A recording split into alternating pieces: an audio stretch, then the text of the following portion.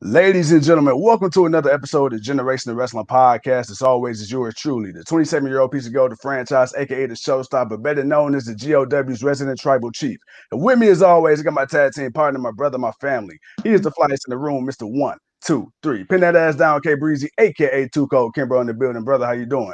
Man, I'm excited about today, man. We got a big guest, big guest today, man.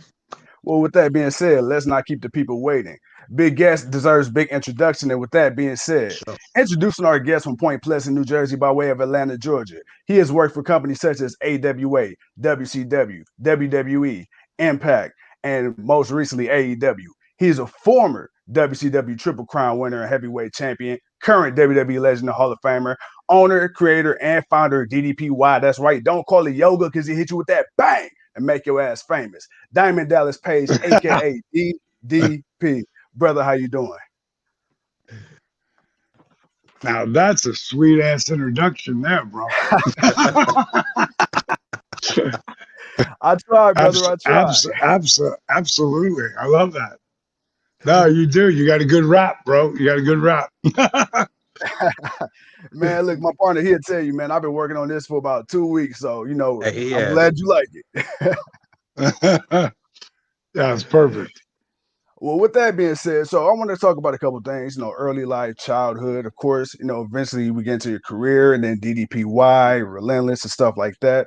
There are no rules on the show, man. The only rule is have fun. Feel free to be yourself. The slogan is real talk for real fans. So whatever you say is between us three and the internet. So with that being said, are you ready to go?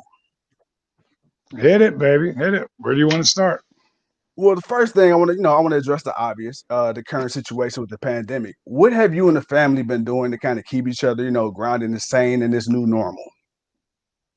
Atlanta, actually, Georgia as a whole is a really good. It's been good because people have been cautious, but it's not like everything's shut down and people are Right. losing their businesses left and right because they actually let people sort of like patrol themselves.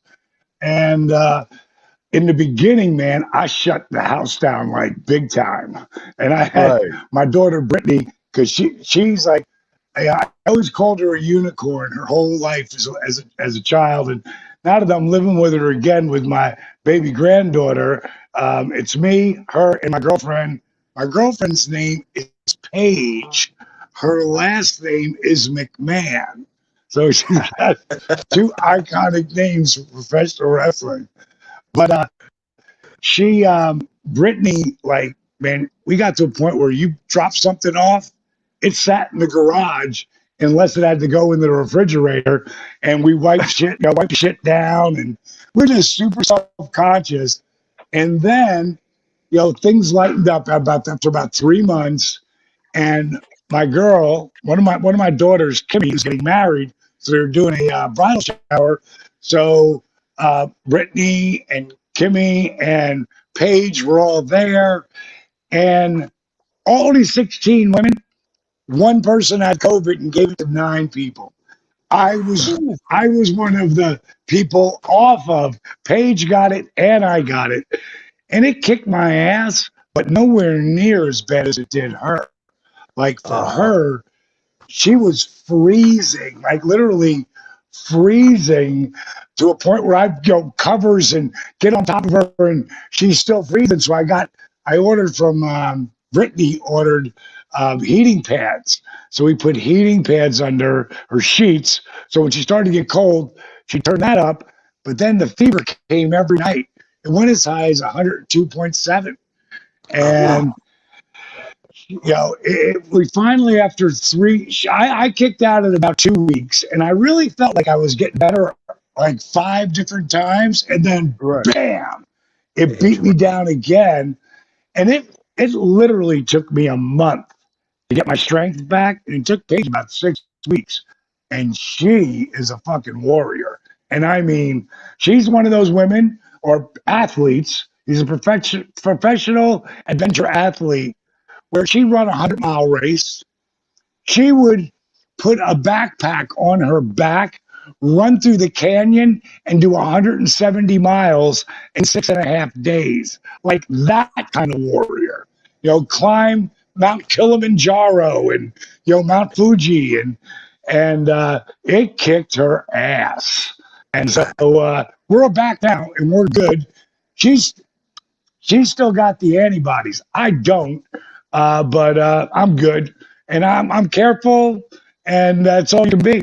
I'm not going to run and hide from it. Oh no, not at all, sir. Not at all. Go ahead, franchise. I'm sorry. Go ahead. No, go ahead. No. Well, talking about the COVID and everything just going on.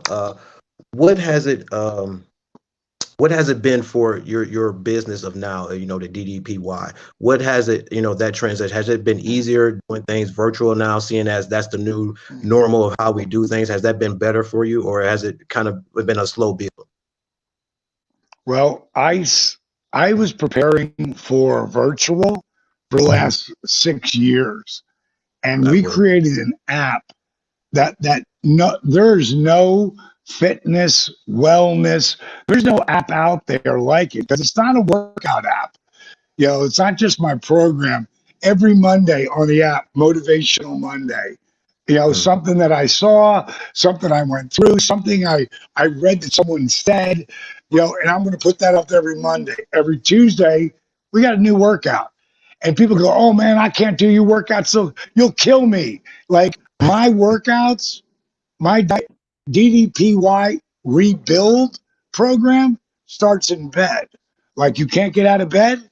I got 3 workouts for you that help you get out of bed, sit in a chair, or the next level, the chair force, then stand strong using a chair. Now I work my way to psycho extreme shit, but it's from one end to another. In my program, I don't care who you are, it meets you where you are. So that's every Tuesday. And there's over 300 workouts on the app. There's over 300 of everything because of time. Every Wednesday, I've got a new cooking show, and we have a kitchen and everything, really kick ass, studio kitchen. But when COVID hit, I was one of the first people to shut down because I got people in my gym working out, and they're all different ages. And I don't want to take a chance anybody getting sick off my watch. So I shut it down. Plus, we're a full-blown production company. And like anything you saw on AEW that wasn't in the ring, my guys filmed it. My guys produced it. If it's not live ring stuff, we produced it. And that part of my company is called Comeback Studios. We did The Resurrection of Jake the Snake. We did Relentless. Both of those documentaries are up on Amazon Prime right now. So we're a film production company. That's why we can film the workouts and film the cooking shows. Every Thursday is tip of the week. And I'll take some move that you might be having some problems with, and I've gotten some emails about it, and I'll show you how to make it easier so that you can get there and be able to do it. Or it might be something that I read or something to do with food, and I'll just throw it up there tip of the week. And then Friday, every Friday, I tell people don't listen to a word I say about DDP Yoga. I will call it DDP Yoga because the company will always be that, but I brand it DDPY now. Why? Because I want people to stop calling it just yoga. I didn't develop it for one single yogi. I developed it for people who wouldn't be caught dead doing yoga and need some kind of yoga in their life. And so on Fridays, there's a site, and it's DDP Yoga, one word. I didn't start it. A guy who's an instructor named Chris Gabriano, he started it, and he had like 10 guys on there. And then kind of 20, 30. Now there's over 57,000 people that are incredibly active. And it's a safe zone. People of all shapes, colors, sizes, you name it, are on there, and they're supporting each other. And when so they have a bad day or a bad week, they talk, and you wouldn't believe the positive comments that people give back. And it's a thing, one of the things I'm the most proud of, because I don't have to say anything. Like, just go there and listen to how people help each other. So I'll just read pieces that people write or a video that they did, and sometimes it's funny, sometimes it'll make you cry. Like wow, that's powerful. So and in there we show you how to track everything from your weight, your inches, your size, your mobility, your pain, and it's just super interactive. So when I first shut down, TMZ called me and they were like, we heard Georgia, the governor, was like opening up everything. Right. And what do you think about that? I said, I met him. He's a nice guy, but he's just trying to get people back to work, because Atlanta should not be fucking open at all because it's too close and there's so many people. But in rural Georgia, where they might have had one COVID case, like, why should those people be completely shut down? So I said, I don't agree or disagree with it, but I'll tell you what, I'm going to err on the side of caution. That's what I'm going to do. And I'm not going to open up my place. And then Anderson Cooper's people heard that, and he called me. And I got on with Anderson Cooper, and I made him laugh twice. And Anderson Cooper, he ain't ever cracked a nose smile. And he had a good time with me on the thing. It was fun, and told him the same thing, and it was like, man, this is crazy times. This happened, that happened, and DDP is erring on the side of caution. That was one of the things people put as like, these are crazy times. Right. No one really knew, what was going on or how things, were going to be structured, but very understandable, with what was going on. Franchise, man, you want to kick things off, man? Let's get the ball rolling. Well, absolutely. Because I definitely want to talk a lot more about DDPY. I definitely want to talk about Relentless as well. But before we get into that, I want to kind of delve back a little bit and kind of start from the beginning. So with that being said, Point Pleasant, New Jersey. Explain to us, man, for the people who don't know, who is the man behind the character Diamond Dallas Page, and what was life like growing up for you in Jersey? I actually have Angelo Pizzo here at my house. Angelo Pizzo is the guy who wrote and co-directed Hoosiers, Rudy, and My All-American. And right now he's here and he's talking to me all about Write My Story, because Rudy put us together. And so it's like total top of consciousness right now. Growing up as a kid, I was a football and hockey fanatic. Really love football, though. And looking back at what I've achieved in my life, if I said I was going to do something, I did it. And at 11, 12 years old, I knew I was going to play defensive end for the Cowboys or the Giants or the Jets. And I was a Cowboy fan as a little kid, and that's where the name Dallas came from, because I was born Page Joseph Falkenberg, and I knew that name was never going to draw any money in the world of professional wrestling. So very early on, my dad, as a nickname, when he was around, he would call me Dick. Come on, he hated the Dallas Cowboys, and he knew I loved them, and he also knew that I hated the name. He was Page 1, and I hated the name Page 2. Like, I didn't want to be second to anybody. And I was so fixated on that. And then one day I was going to we got on the bus, me and my buddy Stan Yosis. We wanted to be there first. So we would go out to the highway and flag the bus down. So we had our spot down, and the bus driver would pick us up. Well, one day it was snowing, and I walked across the street going, I saw the bus in the distance. I said, Stan, hold the bus. We're going to get some candy. And I walked right out in front of the car. It hit my right knee. My face bounced off the hood. And I flew 42 feet from the point of impact. My football career at 12 years old was over. And back then, there was no such thing. 1968, there was no such thing as rehabilitation, unless you were Joe Namath or Willis Reed, you know.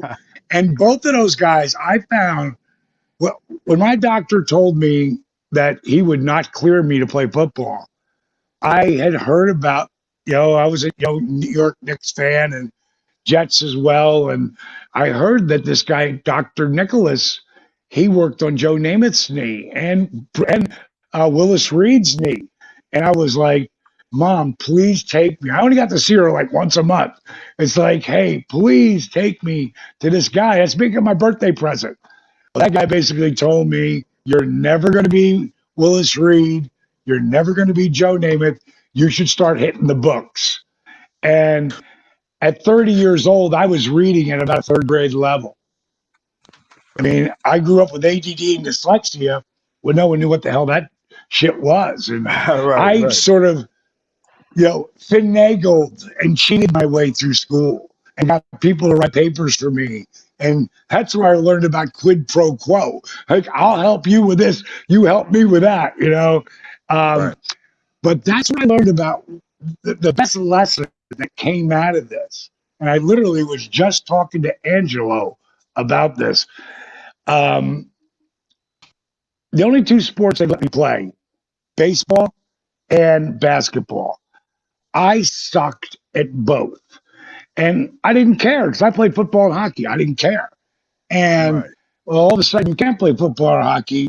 And baseball, you got to have at least one other guy to throw the ball back and forth, And then, I figured, you need a dad to help you. I didn't have my dad around or any of that. I was, pretty much raising myself. My grandmother was trying her best, but, she was she was a grandmother, and grandmas are great for being at home, but they ain't gonna help you on the other stuff. They don't know what to do. And with basketball, I didn't make the team in 7th grade. I didn't care. But in 8th grade, I made the team because I was 6'1", and I realized, like, I'm sitting on the bench. Like, that ain't ever going to happen again. Like, this is going to be what I'm going to do.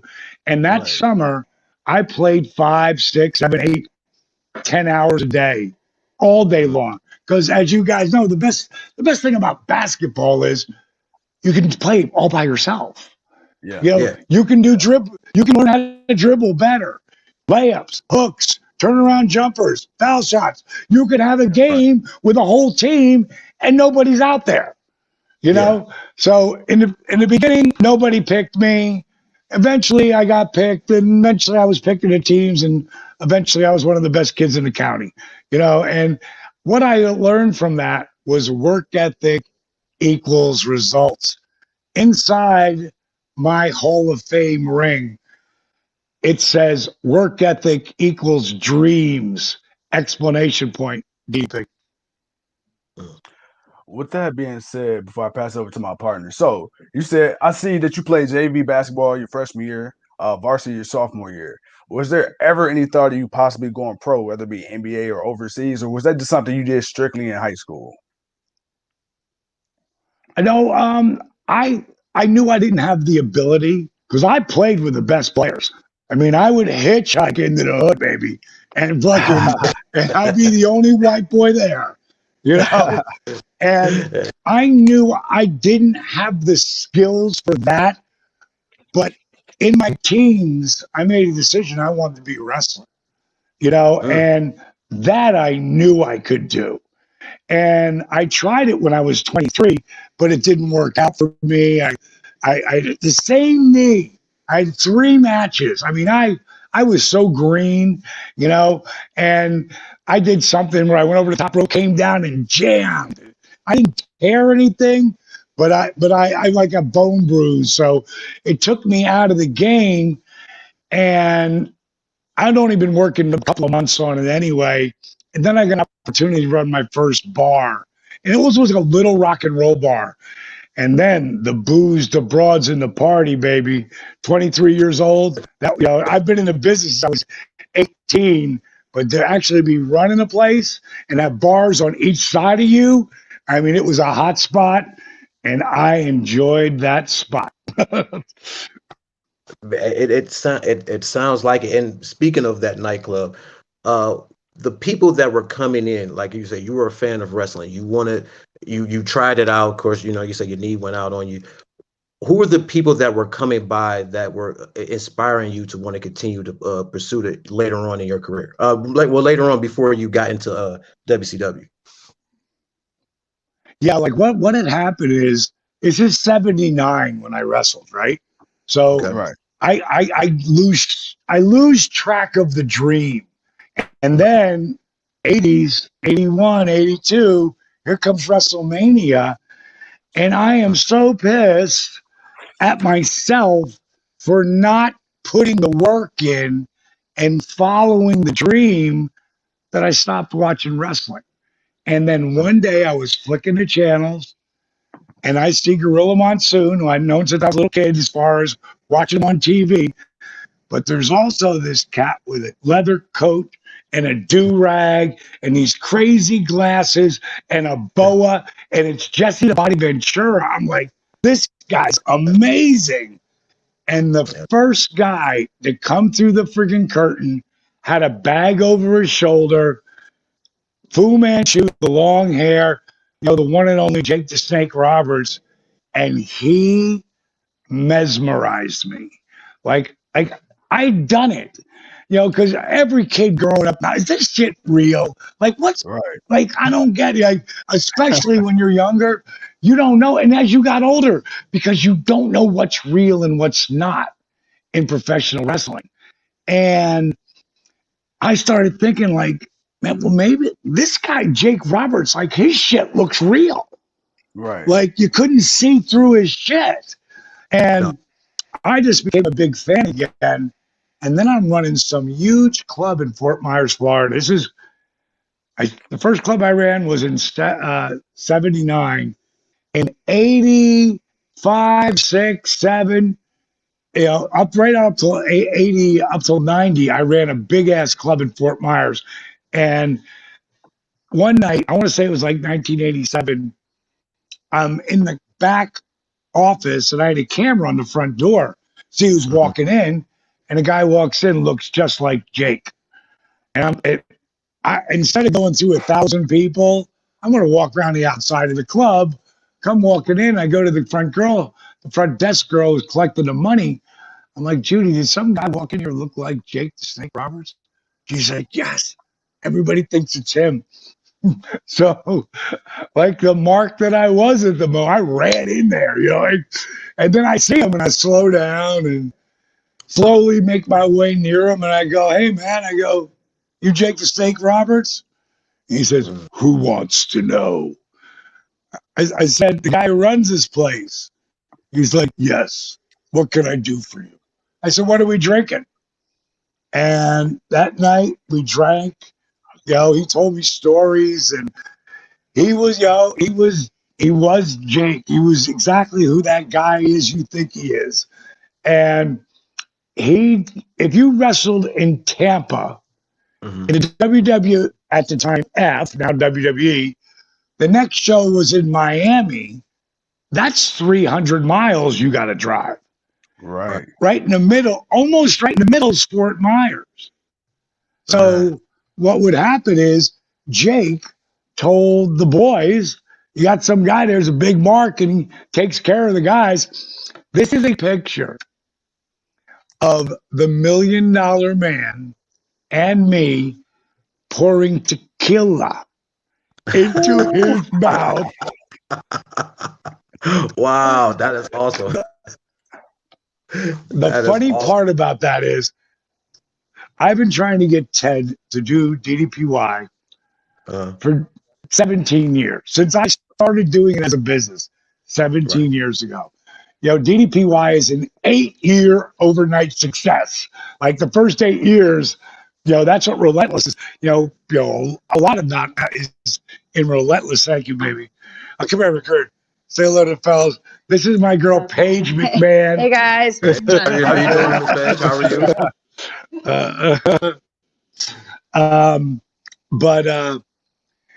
you? Jake, he told all the guys, Ted DiBiase, I've been trying to get Ted to do it for 17 years. And about 3 months ago, he called me up and he's like, DD, I'm ready. I go, Ooh. you're ready to start the program? He goes, yes. He's like, can me and my wife Mel both come? I said, yes. So they came in here for a week. And the first night, we were up on my porch having dinner, and Ted tells that story about the tequila shot.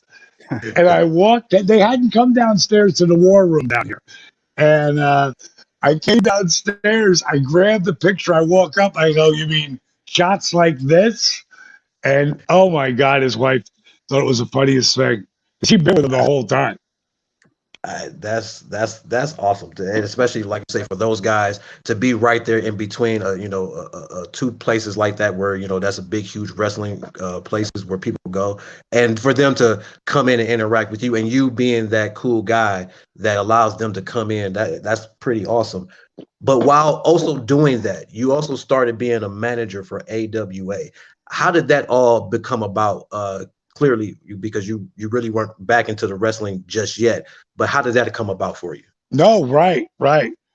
I was, it's, I tell people all the time, if I would have known how impossible it is for an outsider to get in there at that Right. level on TV, if I knew what I know today, I would never even have tried it. Because sometimes ignorance is bliss, right?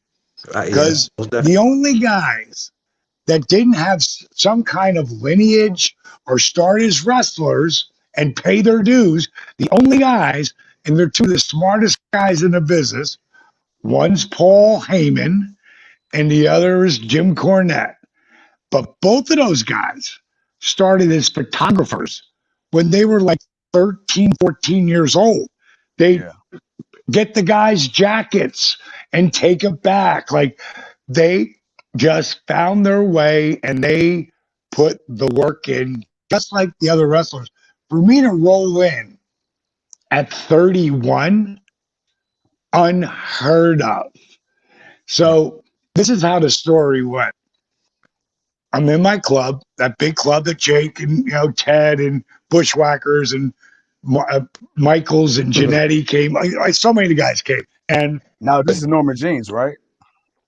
yeah, Norma Jean's Dance Club, and the DJ was playing "Girls Just Want to Have Fun" by Cyndi Lauper. This is after work. Like I'm collecting the drawers with a couple of the bartenders, so we get all the money back there, and everybody gets their drawer. Everybody counts it in front of everybody, but we're drinking, And when I was collecting the drawer, I looked up and I saw Captain Lou Albano. I think at the end, dancing around is him, Nikolai Volkov. I can't remember who else. And I'm just looking at that TV, and I'm like, man, rock and wrestling. I should have been a part of that. And I grabbed the drawers and I walk in my office. And about 10 minutes later, my head bartender, Smokey, and back then I went by Page J because my dad was Page One and he was out working the parking lot. So he's out there with cocktails and directing people, and he was a piece of work, or is a piece of work. But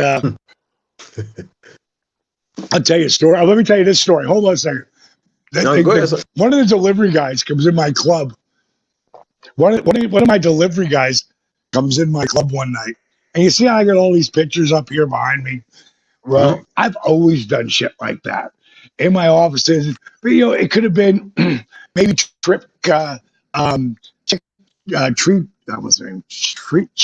Trick. They might have come in because we had the hottest spot from Sarah to Cuba. God, who else? I mean, there was so many big stars came in there. I can't remember his name, but I had all these pictures behind me. And then, and this delivery guy knows my old man. He's drank with my old man. He knows he's a character, right? And he's looking at this picture right here. And he's like, Diamond, who is that? And I looked up, I said, that's my mom. Oh man. Oh and, man. and, and, he looks at me, he doesn't miss a beat. Like I said, he knows my old man, he just seen my mom, he goes, you never had a chance, did you? And I just burst out laughing. But so I'm sitting in the back, I'm starting to count money. Smokey comes in, and he's like, "Hey, Page J," he goes, "What do you mean rock and wrestling? You should have been a part of that." I said, "Oh my God, I didn't really, you heard that?" He said, "Yeah." I said, "Well, I tried it when I was a kid. I was like 23." He goes, "Really?"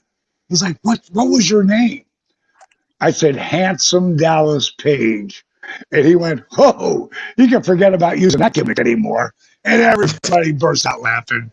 And now the drinks, the shots are happening. We're drinking after hours. We're bar people. So Right. we ain't going to leave here till around, it's probably around 2 o'clock. We ain't leaving before 4, Right. and Having a good time. and everybody's talking shit and telling stories. Yeah. And I just couldn't get it out of my head. And I start doodling on a fucking, it would be like a calendar board.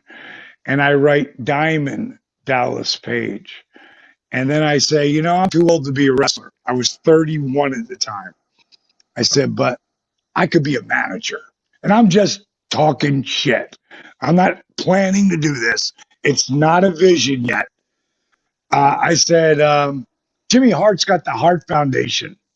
I could have the Diamond Exchange. Ooh, shot, shot, drink, drink. But I write it down because I'm doodling it, right?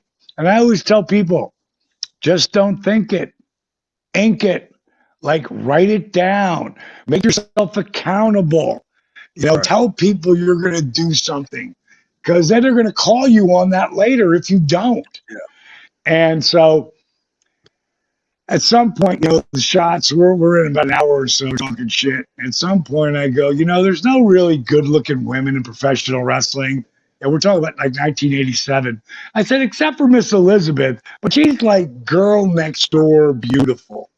Right. I said, man, what if I had a whole stable of the ladies and I called them Diamond Dolls and they were stripper hot? And Smokey goes, oh, that'll be a stretch. Because back then, brother, I was Diamond Dallas Page. And I was living that life. And I just wrote it down. And then right before we left, I said, this ever was to come to fruition. I said I would be Diamond Dallas Page. My wrestlers would be a part of the Diamond Exchange. I would have the Diamond Dolls, and just off a riff, I said that is BADD bad. And I looked around at my buddies, and I go, did I just make that up? It's 1987. I go, I think I did, and I wrote it down. So as sometimes planets have lined up for me, and then they don't get me all the way, but they get me part of the way.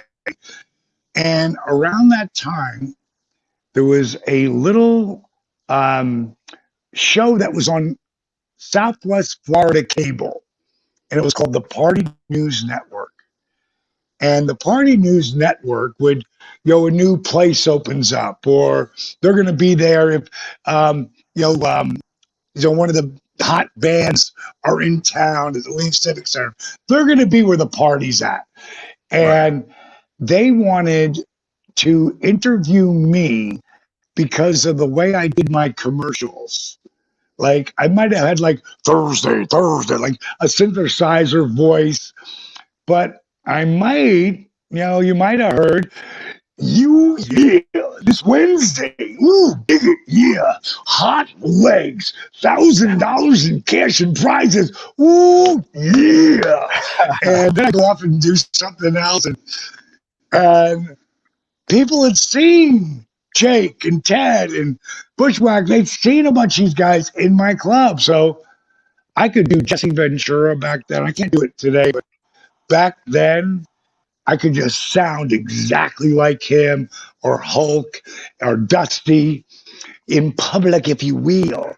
You know, they didn't know, and I would put these guys in the spot. So they want to do this story about The Voice. Right. And they show me in my 62 pink Cadillac convertible and me looking over the big fins. They dubbed in David Lee Roth going, "Hello, baby." And that's how it starts. Me driving down the road in my 62 pink Cadillac convertible. And then they show me in the studio, and I've got a WrestleMania shirt on. Not in the business. I'm just a fan, right? Right. And then they show me in my office. And while I'm sitting in that same chair we were partying in, the guy says to me, "So where does the voice come from?" And I look down. My answer's written right in front of me. Now, if there's not a pair of white sunglasses there at the time, be honest to God, truthful, I don't know if I do it or not. But they were there. And I took those glasses and I put them on. It was like having a mask on. I was like, Right. "The voice comes from Diamond Dallas Page, Daddy. I was born to be a professional wrestling manager. It's big, it's bad, it's Norma Jean's voice." And then I took them off and I kept talking. And about a week later, I'm in my office, and I'm never there during the day, but I was there during the day, and Judy calls back, "Paige, got someone for a Diamond Dallas Page." I pick up the phone, I go, "Fuck you, Smokey," and I hang up the phone, right? And she calls back, she goes, "That's not Smokey. His name is Smitty. He's calling back. He has a radio show. He wants to talk to you." I pick up the phone, I go, like, "Who is this?" And we end up talking, and he tells me that he has a boxing show. And that's what his main sport that he really handles. But wrestling is so big, he said, "I want to do wrestling once a month. And I want you to come on and do it with me." I'm like, "Smitty, I don't really do this shit. I was just making it up." Just having some fun. He's like, "Right." He's like, "That's okay. It's radio. I'd love to have you on." I go, "Dude, I don't know enough, to really come in there and like just talk smack about wrestling. I watch it, but I don't know." He goes, "Man, I'm going to have Captain Lou Albano on my show." Now, what are the odds of that? Yeah. Me saying rock and wrestling, looking at Captain, and now I'm going to get to talk to Lou. I go, "Do I get to talk to him?" He's like, Right. "Absolutely." I go, "I'm in." And I went and done the show, and now I'm writing backstory. Diamond Dallas Page from Johannesburg, South Africa, because of my diamond mines. Don't you know? Like I'm making up all this shit, so I have things that if they said something, I got answers. And the show was a lot of fun.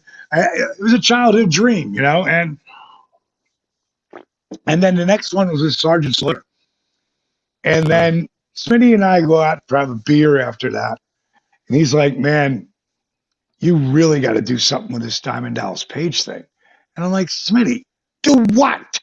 It's not real." He goes, "Yeah, I know, but I'm just telling you, man. I got a friend of mine who was a promoter, and he used to promote boxing.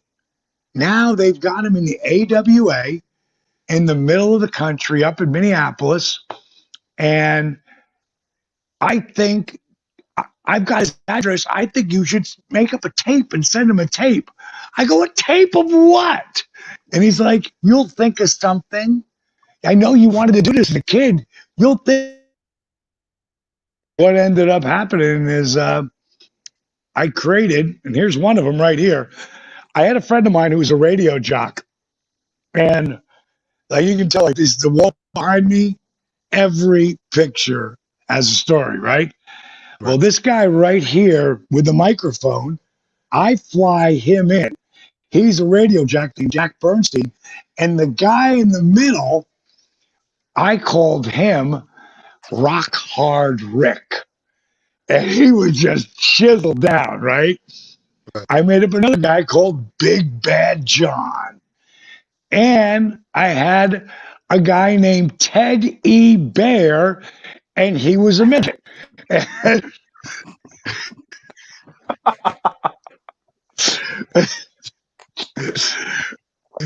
he walks out with the diamond. The funny part, he used to be all three of these guys were bouncers for me, right? And Teddy would stand like on a bar stool and take people's IDs, so I was taller than them. Teddy, back when you could still do midget tossing in your club, we did midget tossing with Teddy. And where I got the name for Teddy Bear, when they outlawed midget tossing, I called it Put the Bear in the Air. Put Teddy Bear. How far can you throw Teddy? And he would go flying through the club onto the big rafts that we'd set up. But I put this tape together. I sent it to the AWA. I don't think anything's gonna happen, but I gotta at least do what feels like destiny, you know? 2 weeks later, they call me up. This is Rob Russin from the AWA. Is Diamond Dallas Page there? Yes, he is. Rob, how are you? And he's like, listen, we like your tape. We've showed it around. Everybody likes your stick. We want to bring you and your boys in for a tryout. He said, but we've got one question. Where are you guys working? Nobody's ever heard of you guys before. Well, Rob, none of those guys could actually wrestle. He was like, what? Like, why would you send in the tape? I said, Rob, truthfully, it's like a secret fucking society you guys got. Like, you can't find a way in. And these guys want to be wrestlers. I go, they could go to school. I could actually be managing, people that you could put me with. Don't call us, we'll call you. One of those deals. And I thought, well, God, I was so close. And then as the planets continue to align, Paul E. Dangerously, better known as Paul Heyman, leaves the AWA and goes to the NWA, which left a huge void for a young cat that could talk. And I get a call back about 2 or 3 weeks later. Now, again, at this point, I'm thinking this shit's over, Right. And I get a call from Greg Gagne, and he says, DDP, we want to bring you in. We want to bring you and some of those. He said, we want to bring you in for a tryout, and we want you to bring all those crazy clothes you wear. Like, where's one picture here? Where the hell? One picture I like to show. Where the hell it is? Oh, it's over here. Hold on. No, do you? I can't find the damn thing. Oh, here it is. I can't. Oh, here it is, right in front of me. I dress like this in the nightclub, bro. With the freaking sequin jackets and the diamond studded shit. I had 5 earrings in. Here's a great picture. This is a picture of me putting together the thing for the Diamond Dolls. Now that's my 62 pink Cadillac.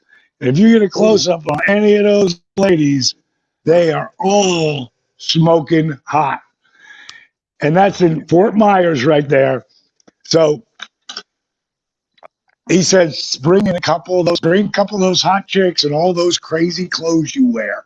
You know, I wore zebra skin jackets, leopard skin jackets, zebra skin boots. I had holes in my jeans in 1987, you know, and did that as a fashion statement.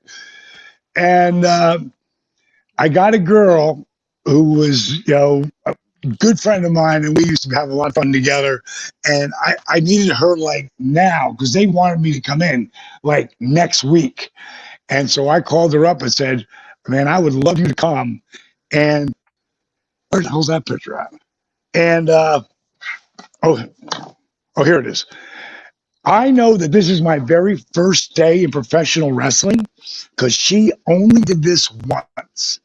And next thing you know, I get there and me, under my tutelage, I help Bad Company become the tag team champions of the world in AWA. And you'll notice that I'm not that much taller than them, about the same size as Diamond. That's Paul Diamond.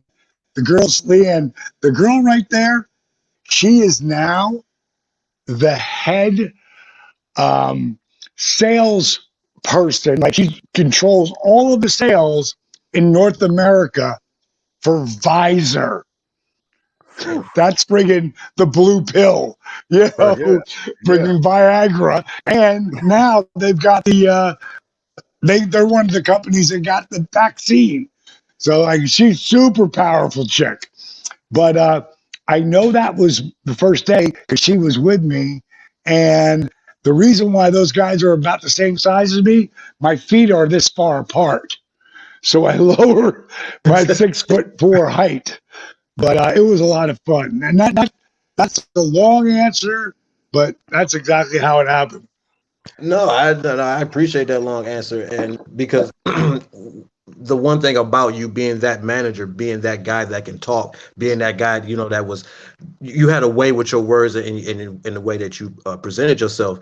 What was it like when they told you that your your character as a manager was bigger than the wrestlers themselves?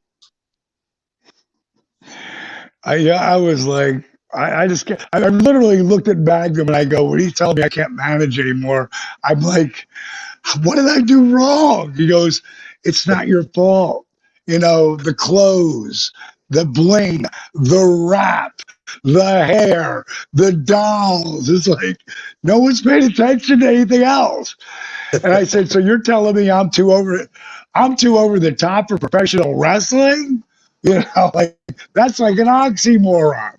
And he said, hey, it's not your fault. What we should have done was put a pair of tights and boots on you and see if you could do this.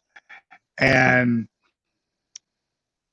I knew right then, like when I was 23, I wasn't trying to be a manager or a color commentator. I wanted to be a wrestler. I had 7 months left on my contract. And I will never forget Jimmy Jam Garvin, Michael P.S. Hayes. Actually, there's a picture of those guys right there. Somebody drew for me, of us, three of us. Um, they were the biggest ribbers ever. And like one time I put, you know, you got the big Cadillac, and you got the arm down rest for your arm. And I stuck my foot through it because that when I hit by that car, it bothered me sometimes. So I stretched it out.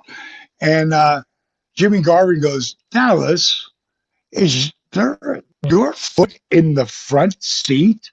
I go, yeah, Jimmy, I was trying to stretch my leg out.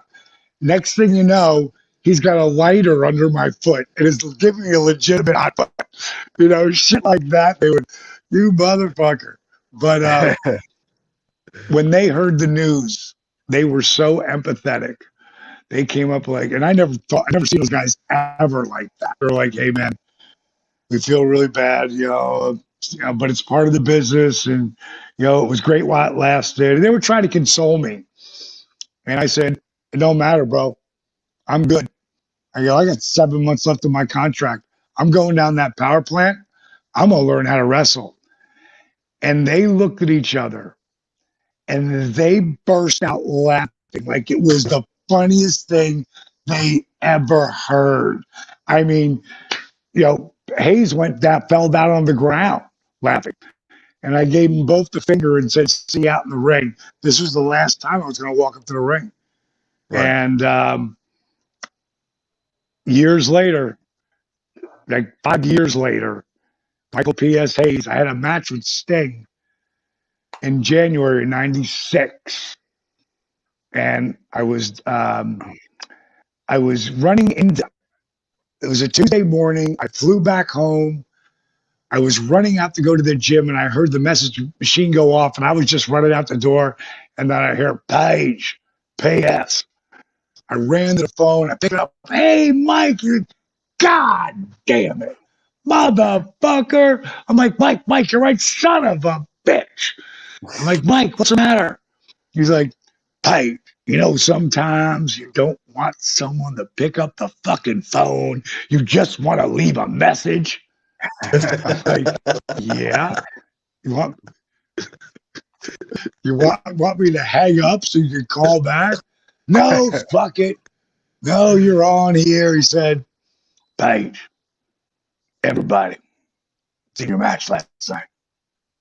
I'll tell you, I gotta be honest. That match you had with Stinger," he said, "I have never been so happy to eat crow in all my life. Great job." Click, and he hung up at me.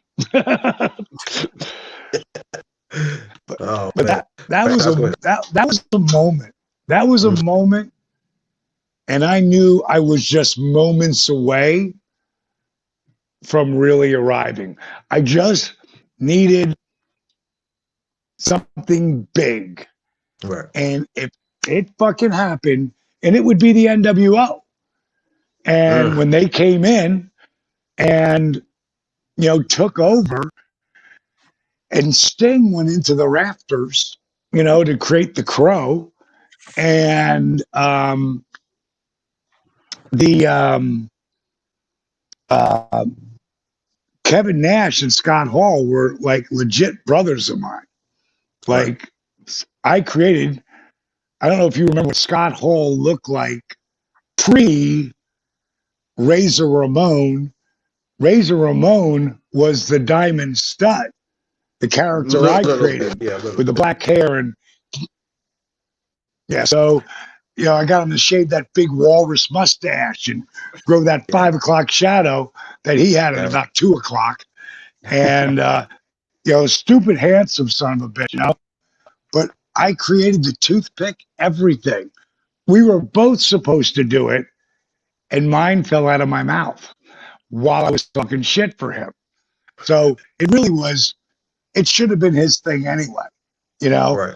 And Bad Guy was born. And so he never forgot that. Plus, I got him a job when his wife was pregnant with their kid, with her first son. And so there was some wanting to pay me back. And I never reached out and asked for it. And Kevin Nash, we were partners as the Vegas Connection right when I tore my rotator cuff, and they let me go. Um, but he wanted to quit a bunch of times, and I'm like, "Man, do not let these fuckers beat you, bro. Do not let them beat you. You're going to be one of the biggest names ever. You have just got to stick with it. Do not quit." And when Nash went in the Hall of Fame, that was one of the things he said. He said, "I owe my beachfront home to Dallas," because he kept me in the game when there were times I want to go fuck you, And so I came up with the idea to drop the NWO. That was my so idea, but I so didn't present it. Nash did. now speaking of the NWO, you said you, Nash, Hogan, Savage. How does it feel to know you guys were all in the NWO together? The magic you created, you being in the ring with guys like them, along with Ric Flair, the Steiners, Booker T, and then for you and most of them guys I just mentioned, everybody actually. to be inducted in the WWE Hall of Fame together. How surreal is that to you, especially knowing that you really started your career as a 35-year-old rookie? Like, how crazy is that to think these guys have been around wrestling maybe 10 plus years or so more before you, and yet you're still revered as one of the GOATs of the industry? Yeah, and then being on top Yeah, for Right. yeah, all that time. Me dropping Kevin Scott, and my feud with the NWO was the best. And it was the best thing happening because it made, let me just get a battery on this. It made um, the people turn me babyface. Excuse me. It that dropping of Kevin Nash and Scott Hall, dropping of the NWO, which again, it was my idea, but Kevin Nash got it pushed through with Eric Bischoff. Like I right, couldn't. And to have that run and ended up, like we kicked the WWE's ass for 83 straight weeks. And yeah, it was I for a remember. year. They won, we won. They won, we won. I mean, it was must see TV. And it has laid such a huge impact on people that grew up with us over that period because we were reality based right, and people didn't know what was real and what wasn't. Actually gotten through it and ended up in the Hall of Fame. You know, that was my favorite night ever. And not winning the world title, not wrestling in front of 22,000 people, being able to thank everyone who helped me get there. That. And my only story in my brain was I'm gonna blow everybody away. I want to make them laugh. I'm gonna make them cry. I'm gonna inspire them. And what was funny was the night before, 2 nights before the Hall of Fame. It's happening. I'm there, and up walks this guy Foz. He's one of the writers.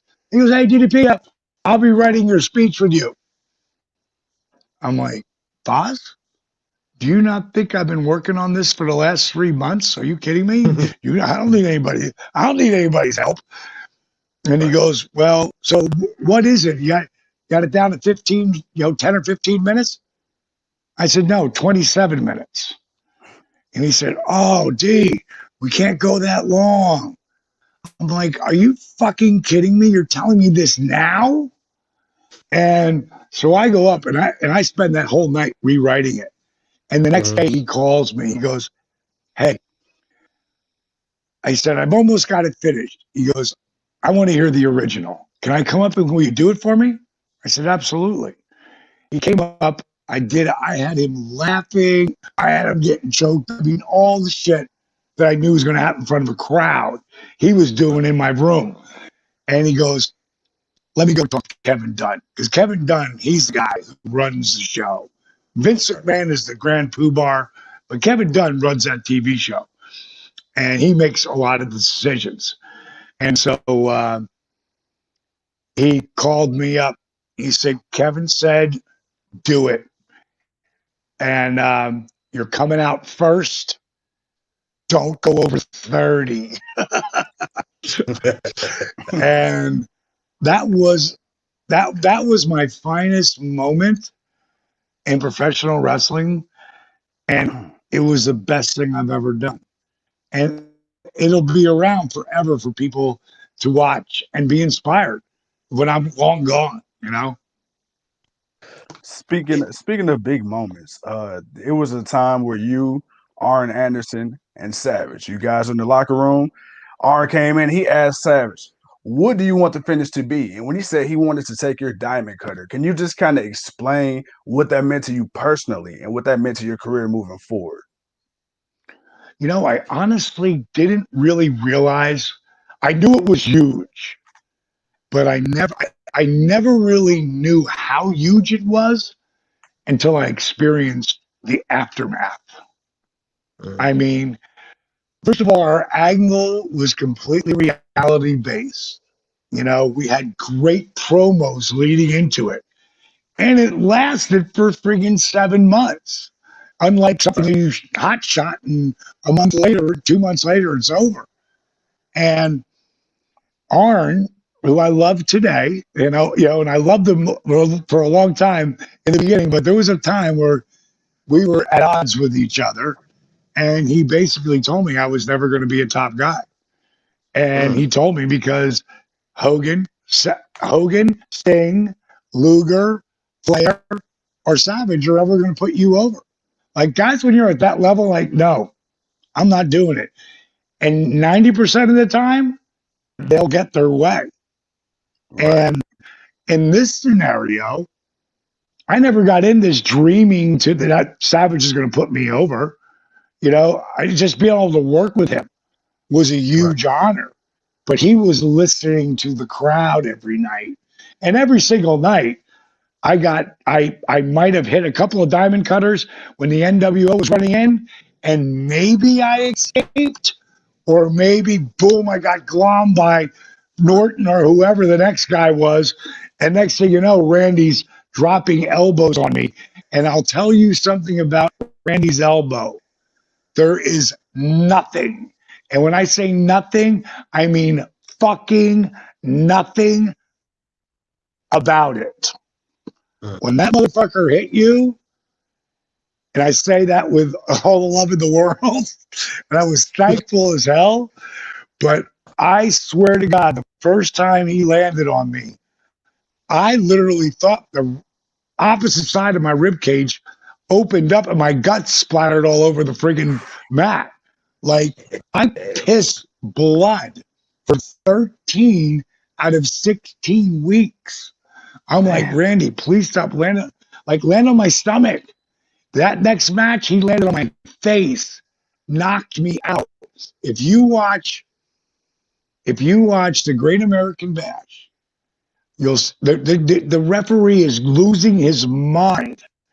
He's screaming, "Go home!" When you get to a 3-hour window, and it's 3 hours in 1 second, it goes to the next program.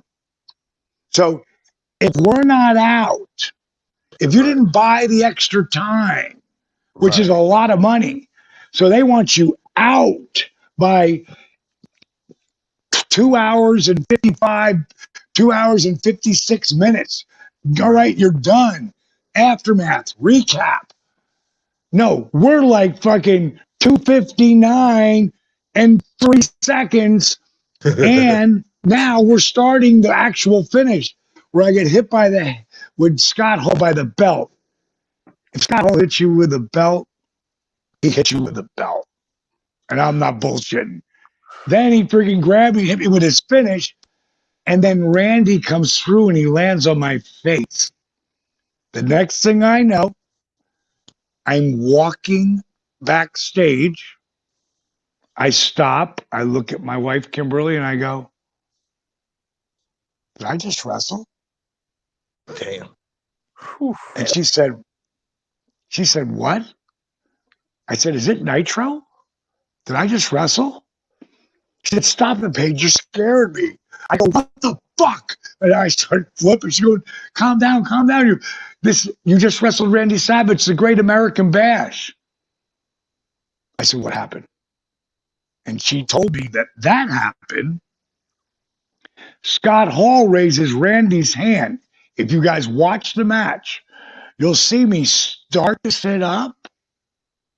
Thank you, God. I fall back down. It goes to black. She told me after that, I sat up like Undertaker. Came to my feet, staggered, fell through the ropes to the floor, gave them both the finger, and she said, "And now we're here." You're on autopilot, I see. Like, that's like fighting shit in the back. That's like freaking Clint Eastwood, John Wayne, Sylvester Stallone just filled you full of holes, and Tony Montana comes out, bah, bah, bah, bah, bah, bah, bah, like, your bullets aren't phasing me. That's heat in the back. And those guys came back mad as fuck. And I put a table in front of me so they couldn't like bum rush me. I didn't know how they were going to handle that, but I knew they'd be mad. And they kicked that door in and they're like, what the? Blah, blah, blah, blah, blah, blah. And I went, blah, blah, blah, blah, blah. I go, you knocked me out. You think I'm full of shit? And I threw the table out of the way. And they went, rah, rah, rah, rah, rah. And they turned around and walked out and they thought, oh, maybe we did knock them out. And next morning, my face was like this. And I was waiting because that next night, I had a match in the main event in United Center in Chicago. And I waited right at the bottom where all the people come in.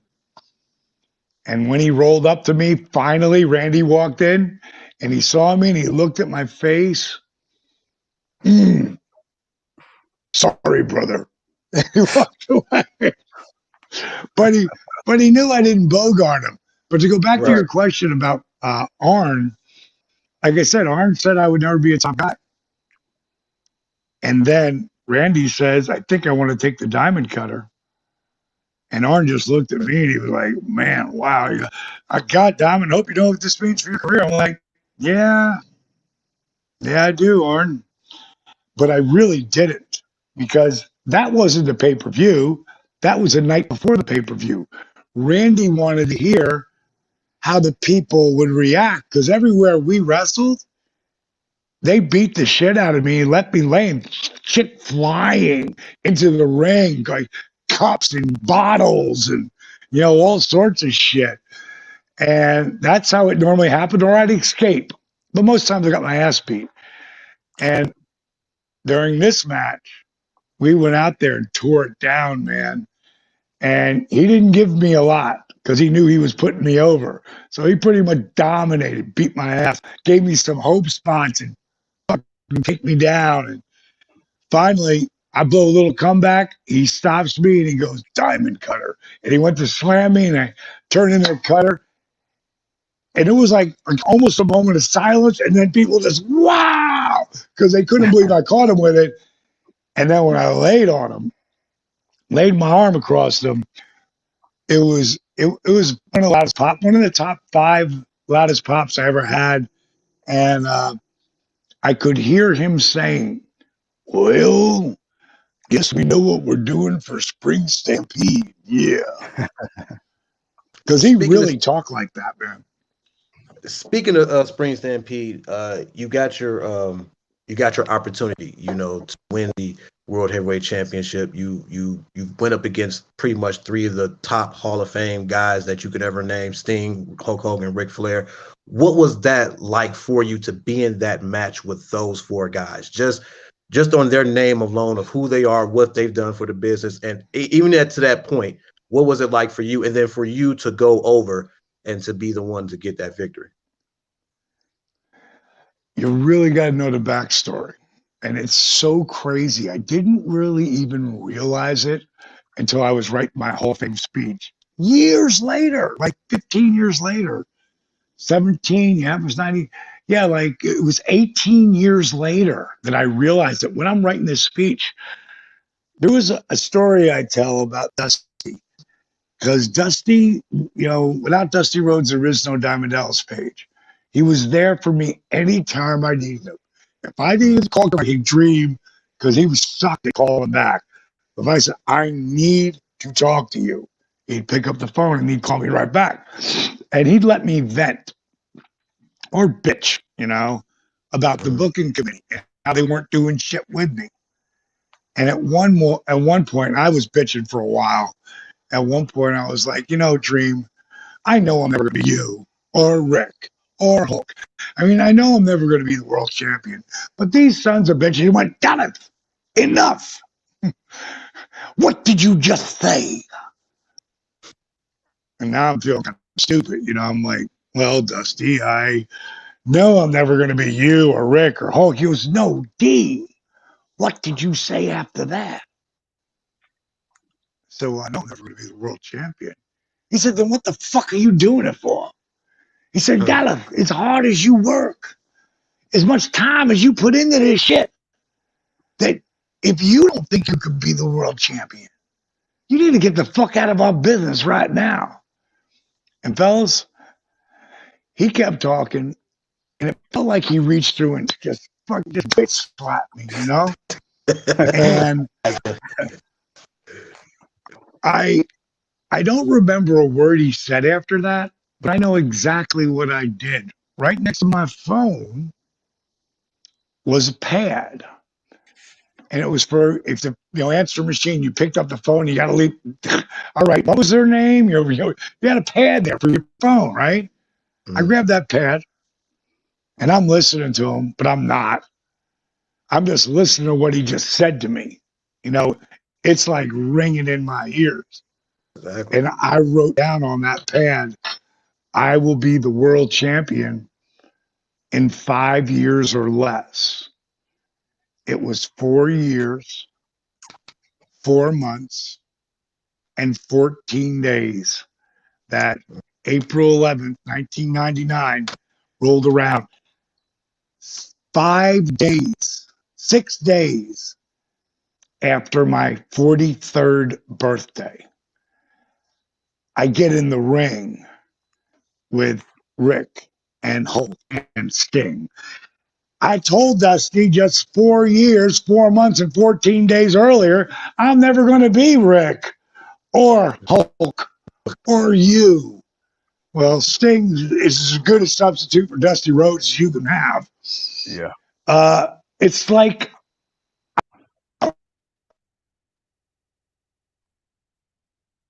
So take a microphone.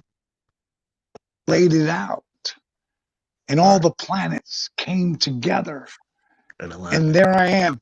And Randy Savage, 2 pay-per-views earlier in 1997, he puts me over in the middle. Now he's the guest referee. Randy Savage hands me this thing right here. He hands me this. And I can't even really communicate how surreal that was. You know, the next day was my favorite moment. Me and Kim, that happened in Tacoma, Washington. And me and Kim were on our way to Spokane. And the phone rings. And I pick it up. And I hear his voice. He said, "So, D, how'd it feel?" I said, "Dusty, it feels fucking real." He said, "That's because it is." And that was a moment I will never forget. So, again, work ethic equals dreams. In my documentary, Relentless, at the end of the documentary, I tell people, never underestimate the power someone gives you by believing in you. And I deal with a lot of people who are lost hope in my program. I deal with a lot of top shelf athletes as well. But I deal with a lot of people who lost hope. And maybe it's their significant other that believes in them, or their son or their daughter or something believes that they can do this. And I tell them, don't ever underestimate the power that someone gives you by believing in you. But more importantly, never underestimate the power you give yourself by believing in you. I mean, there is nothing more powerful. We can destroy ourselves or we can build ourselves. And when I wrote a book called Positively Unstoppable, The Art of Owning It. And it is that 6-inch piece of real estate in between your ears. It's the story you tell yourself. It's that constant inner voice. And once you achieve that goal that you even thought was impossible, and now it's possible and it happened, what's your next goal? What are you doing next? Okay, you climbed Mount Everest 20 years ago. What the fuck are you doing right now? Like, Right. how are you changing your life for the better? Right. You know, like the really cool part about what I'm doing with DDPY, and I'm so glad that God has let me stay on this earth. Let me live 5 different lives in one. But I know that DDPY will be here long after I'm gone. Like long after. I'm constantly introducing new trainers that have real stories. Like my girlfriend, Paige McMahon, like I told you, she's an adventure athlete, but she's also Right. broke her back twice. Twice. Once when she was 16, and once when she had an accident when she fell off a tree 15 feet, broke her back in 3 places, broke her arm and her leg. She's the only one around. She's got to crawl into the house. I mean, this girl got crazy heart. And she was a yogi. It was yoga that for her first time that helped her. And it was DDPY that was her second time that healed her back. And she realized, wow, this shit's really different. And we've been together for about a year and a half now. And she's super, super smart lady that really gets what we're doing. And her and I'm grooming like 3 different people that will take this on and build my program and long after I'm gone, and that's really powerful. With that being said, we with your later years later on, you wrestled with against Kevin Nash. You took a mean, power bomb from him, which ended up breaking your back. And what was kind of just the process of what was going through your mind when that happened for you? Just taking such a move like that, and especially when you were kind of like at that height of where you're one of the main guys, you're in the business, and this happens to you, and there's potential that this could be the end of your career. Well, just to say something for Kev, like Kevin laid me perfectly flat. I just Right. hit wrong. And it Right. wasn't that bump.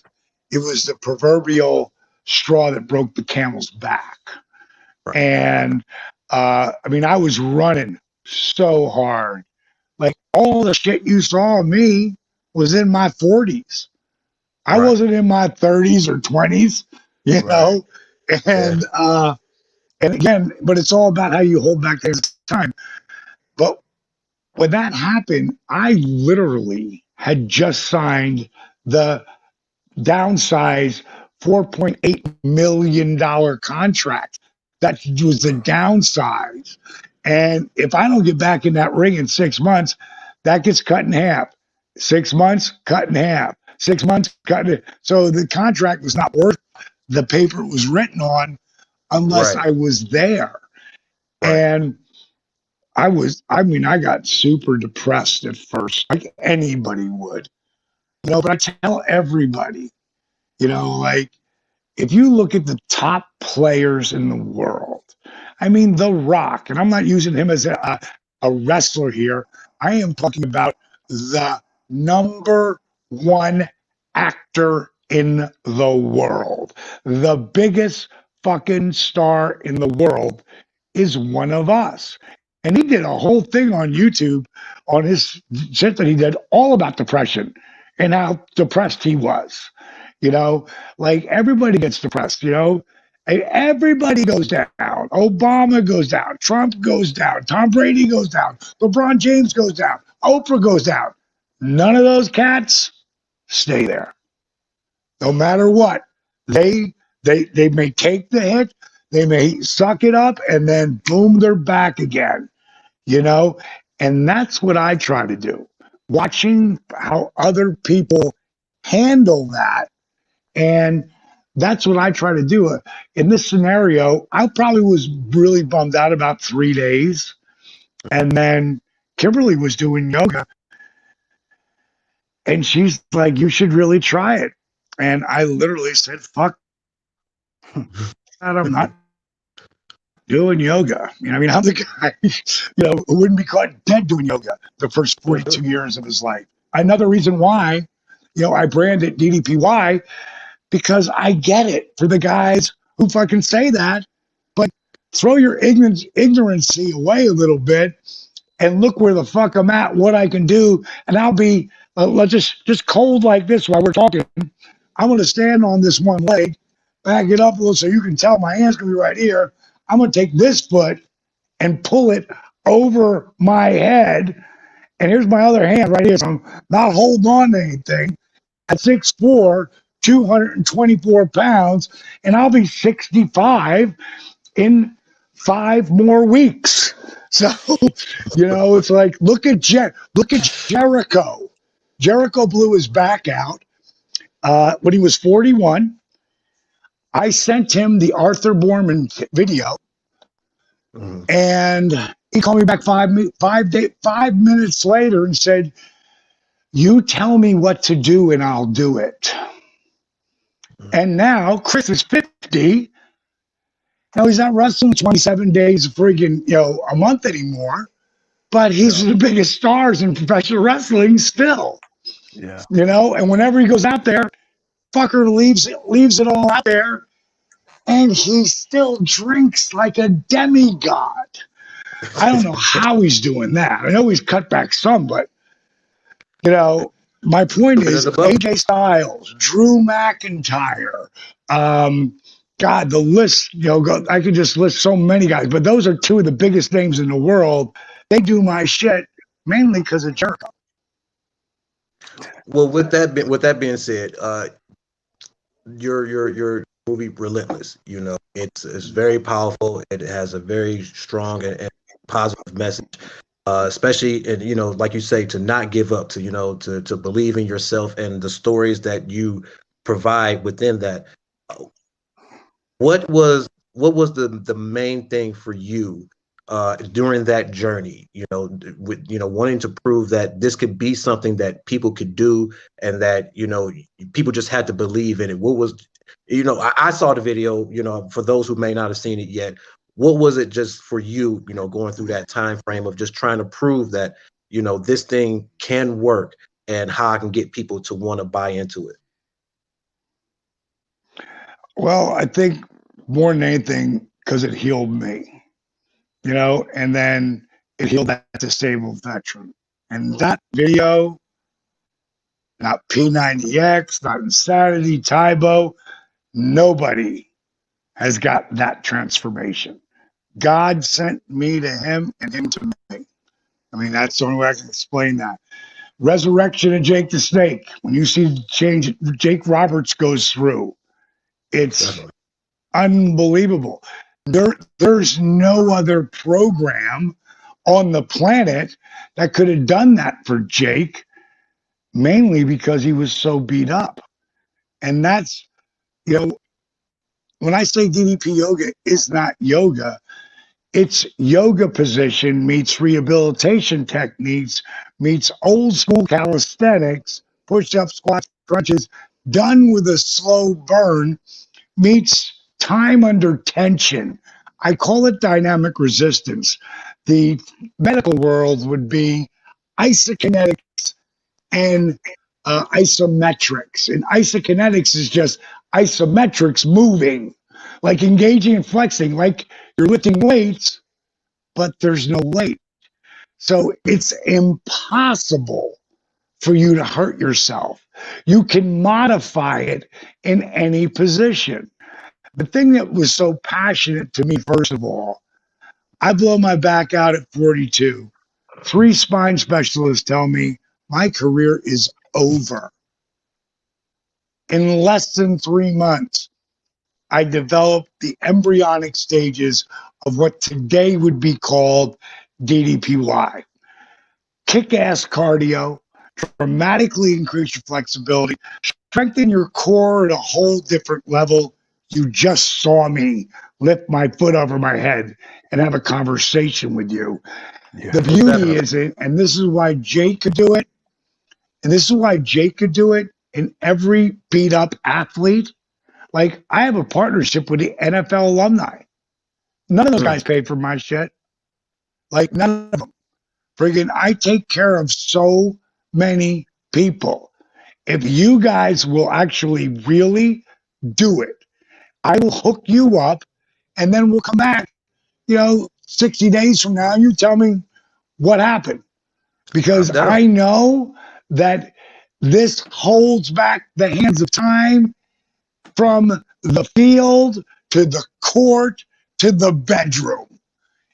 Again, going to be 65, still a fucking animal. Well, So, I'm only 39, so I'm not old yet, but I do feel those that moment where me being 15, playing basketball all day, running and jumping, walking and being active, and just I kind of feel it, a little bit slowly creeping back up. So I've definitely been wanting to, do something, get back into an exercise. Like you say, I never really looked at yoga or anything like that as being something, I would think about doing it, but I cannot lie and say, not just for the purpose of us talking to you, but I have to be honest that I could see myself doing this as something that like you say, something you could do at your own pace, something that you can do, that you don't feel, is detrimental to you and it makes you feel better. So I definitely, am willing to, try it and get back with you in 60 days to see how it feels. I'd love to. So what we'll do, you guys hit Marlon up, all right? And then he will give you my number, and then you guys both come like in a group text, and I'll tell you what to do. I will hook it up, and then we'll hit back, and and you'll talk to Marlon a month out to be able to book it, so we got it locked down, and then we'll go. Right. Okay, so tell me what what you did, where it went, and I'll tell you some of the shit to do. But I mean, I literally lay everything out. It's like I start people with 25-minute workouts, so they don't think, oh my God, it's killing me. But if you want to go right to 60-minute workouts, like I can tell you because I've taught guys from, D1 schools to professional athletes. Of the professional athletes, I can honestly tell you that I can smoke 90% of them. And I don't mean like, I mean fucking smoke. Now, if it's someone like Eddie George, who played friggin' for 12, 13 years in the NFL, that's one of the percentages I ain't gonna smoke, because that cat's been doing yoga. He's been doing yoga for the last 20 years. Oh, so he's already right. So I got a question for you. I know you talked about. I got 5 more minutes, guys. I got 5 more minutes. No, appreciate it. Really, No problem. really quick. I know earlier you were talking about believing in yourself and stuff like that. So I want to ask you. I know you had an interview a while back. You talked about the direction of your character in WWE and how the stalker gimmick was pitched to you, but you really didn't believe in it. And how you wish maybe at some point you could have walked away, and Vince wouldn't have let you walk if you would have stuck to your guns. You mentioned also with DDPY and Relentless, the constant theme of your messages: never give up, believe in yourself, intention, retention, manifestation. With that being said, what would you tell guys that are up and coming, who may be sitting in catering, guys who may be thinking of becoming a wrestler or whatever the case may be? What would you tell them about the importance of protecting your character and maintaining the integrity of said character? Well, yeah, I built something that was as solid as it could be. It's one of the reasons why you guys want me on your show. I built something that was believable and people got behind. And I didn't realize how much hate there was with WCW people. I thought, fuck, Vince is going to love me. And they didn't, they obviously did not treat that character coming in there the way the character should have been. Right. But I could have stepped up and went, I'm not doing that. I was trying to be a team player. In retrospect, I would have done things completely different. But if I have to really sit down and pick, I probably would have let everything happen the way it did because it gave me a different level of understanding about business. You have to understand, I fought for everything in WCW, and I would go to the mat, and there was nobody that I wouldn't get, talking right to their face about it. I'm not going to talk shit behind your back. I'm going to talk right to your face. And I fought like hell. I didn't think I had to do that there. Boy, was I Right. wrong. That's the same thing everywhere. It doesn't make WWE bad. It's just same thing everywhere. I have been treated so good by the WWE since the Best of Nitros Yeah. came out. They've treated me Oh like yeah. gold. Like one of the biggest reasons my company blew up was because of Shark Tank. Yes. 2 Right. weeks before or 3 weeks before, they invite me to come on as one of the Legends night. And Triple H says, you and Booker T be talking, put your shit over, throw the DVDs up there, do the foot in the air thing. We'll have Ron Simmons come in and go, damn, and it'll get your shit over. And Jake, no one has seen Jake in the WWE ring. And at that point, I want to say it was like 16 years. And It had been a Jake long didn't time. just burn, he didn't just burn bridges. He nuked bridges. And it would be preposterous for me to think when we started our journey that I could help him get in the Hall of Fame. But it's exactly, it wasn't his goal for him. He wanted to work another Rumble. I Right. wanted him to get in the Hall of Fame. And that's what Got it. I manifested. And again, the WWE, like I'm thinking, of course, I'm going to induct Jake, right? Like, who else? And then I finally got the call from Mark Carrano, and he goes, D, got great news. I was like, what's up, bro? He goes, we're going to let you induct Jake. And I thought, oh my God, that's right. It's third TV. Like, it's not like just like you're going to induct him. You got to be picked by bits to induct him. So that was on my that was on my 58th birthday. So what I learned and what I came away from the stalker angle was you can't be afraid to walk away from the table. Like, you know what, Vince, this is a great idea, but not for me. But when you want to do people's champion versus people's champion, call me, bro, because I definitely want to do that. Thank you for the opportunity, and walk out. Now, I didn't do that, but you don't learn that lesson unless you get, feel like you get knocked on your ass. Right. When Cody Rhodes was a sophomore, he told me, he's been like, I've been mentoring him since he was 12. He told me his sophomore year, I said, when you start football practice? He goes, I'm not going to play football this year. I was like, what? You love football? He's like, no, I'm going to focus on wrestling. My junior year, I'm going to win the state championship. I said, well, I called him Young Buck back then. I didn't even call him Cody. I always called him Young Buck. And I said, Young Buck, what that's going to take? He's like, yes, sir. A lot of work. Bottom line is, I flew in from LA to watch that sumbitch go 48 and 0 and win his junior year. In his senior year, I called him after his 12th match. Cody, what's up, buddy? Now, I already know, but I'm not going to put it over. He says, I lost, Dallas. I fucking lost. I said, thank God. And he went, what? Why would you say that?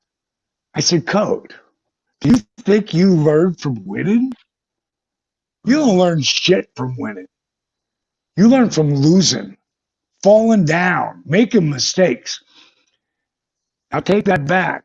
I said, would you rather have gone 44 and 0, met this kid who beat you And you lost to him then?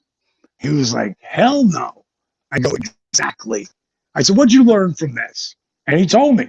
He is smart son of a bitch, man. And he told me. And I said, well, let me tell you something, Cody. You have the advantage here, and I'll tell you why. That kid thinks he beat you. He don't know you. I flew back again from LA, and me and my daughter Brittany went to that match. When he came out, you have 5 family seats on the state championship. When he came out, he saw me in the stand and said, Dad, get Dallas down here. And I was one of the 5 people. Grandpa had to move. And I sat down there and watched him, the same kid who beat him, I watched him eat him alive. And that kid ended up 47-1, just like Cody. But Cody walked away with his second state title. It's like, what did I learn from that? And Vince did me the greatest favor ever, because my business, so many times people want to put money into it. And I had to really think, that make that work for me. And then when we did Shark Tank, and I walked away from it. And then Shark Tank, this could be our biggest thing ever, and it was. But they wanted me to sign all rights over for 18 months for how I promoted. This is after 5 interviews, demos, everything. And I said to my business partners, Steve Yu, I was like, the bottom line is, when he goes, we have to send them paperwork. We have to tell them what we're going to do. I said, you tell them that I said, thank you for the opportunity. We love the show, but we're going to pass. And Steve was like, we've been working on this for 2 years. I go, bro, I let one person control my destiny one time. That will never happen again. Yes. I was driving from Atlanta to Chattanooga. When I rolled into Chattanooga, I get a call from Steve. He goes, I got the producers of Shark Tank on the phone. They want to fix this. Okay, cool. And I got everything I wanted. And so that's the lesson that I came away from. Am I bummed that, oh God, I would have loved to work with The Rock? You know, it would have been magic. Magic. I even knew I was going to show up. I'm going to show up, and they're going to black out the friggin' building, and they're going to, everybody thinks it's going to be Jericho, but then 30 seconds goes by and Jim Ross goes, hold on, everybody, we got some technical difficulty. And then for the first time ever in that building, in a blacked out arena, you hear, who's the real people's champion? Spotlight. You're looking at him. Bang! Boom, boom, boom, boom, boom, boom. I told my wife, I was like, at the time, Kimberly, I was like, it's going to be amazing. I go, The Rock will be injured, or he'll be hurt, or he'll be doing a movie or something. And, and he won't be able to be there. And that'll start this, I'll do this whole thing on gimmick, how do they say it? Gimmick infringement. I'll do that whole thing on that he did, and stealing my freaking gimmick and blah, blah, blah. When I came in to meet with Vince and Shane, and The Rock was filming Scorpion King, like, I saw it. I didn't know that was going to be it, but I saw it 2 years earlier. And it, like I say, it was, if I did it again, I would do it exactly the same. Because today, I mean, I'm so blessed by God. I have 0 debt. I've got multiple homes, businesses. I mean, and I don't need to work anymore. The company takes care of itself. I love to help people. That's what my mission is. And that's why I still do interviews like this for an hour and 40 minutes. Thank you. We You know what I mean? sir. It's why we appreciate you. And we And we're definitely appreciate you. I just got one little quick question. One of our fans wanted to know, did any of the investors from Shark Tank, after, everything took off, did any of them reach out to want to do business with you? No, well, yeah, for ridiculous money, 50% thing, Mr. Wonderful. But I told him, oh, Mr. Wonderful, and, but and last, I never went to that show. I never went to that show to get a deal. I went there for exposure. That's what I went there for. and so I can assume in your Relentless, you said you're done wrestling. It's done. You wrestled your last match in Yes. the It can the one and only DDP confirm that one more time? No more wrestling, no more matches, or do you have one more diamond cutter left in you? I didn't say I will never hit a diamond cutter, but Cody had asked me, he was like, maybe one more. And I was like, if you could figure out a way to top that, Right. like, That was I big. don't know how you top that. I mean, Right. it was the crowd. When I went off that top rope, remember I showed you the picture of my boys, Bad Company? Right. I used to have a picture of Mondo Guerrero in full stride. He ran up to the top rope and he dove on the three of us. I had no idea that was happening. And I have a look like, what the fuck? I can't find the picture, but it was priceless. And I remember the picture, and that's all I was trying to be, was trying to come as close as I could at gonna be 64, emulating Mondo Guerrero. That was, and the picture I've got is amazing. So flying through the air. Hold on, I'm gonna end on that. Got to grab that picture. Hold on, got to pull that. I've showed you all the other pictures. This is one of my favorite pictures now. So this is And that 3 weeks awesome. before my 64th birthday. And that crowd, they went batshit crazy. And they did. That was a huge moment. Yeah, and the next, because Relentless was already done right around that time. It was done. We were going to put it out. And we didn't get around to it because we were so busy shooting stuff for AEW and our own stuff. And I woke up that next morning and I looked at Paige and I said, I know why we haven't put out Relentless yet. She said, why? I said, last night has to be in there. And then we started working on that. And we finished it about 4 months ago, and we put it out on Amazon Prime about 2 months ago. So if anybody's watching, you want to see really amazing documentary, Relentless, I'd love to put a review. You can't put a review on Amazon Prime. You have to go to Amazon where you buy shit. That's where they let you put reviews. You just Google DDP and Relentless, it'll come right up. And if you haven't seen Resurrection of Jake the Snake, I totally recommend that as well. Fellas, I got to go. Great talking to you. Get a hold of Marlon again. We'll get back together in 60 days, all right? I Thank you so appreciate it, much, sir. man, Thank you brother. for taking the time out with us, sir. We definitely appreciate it. All right, guys. Have a good one, man. Appreciate you, sir. Thank you.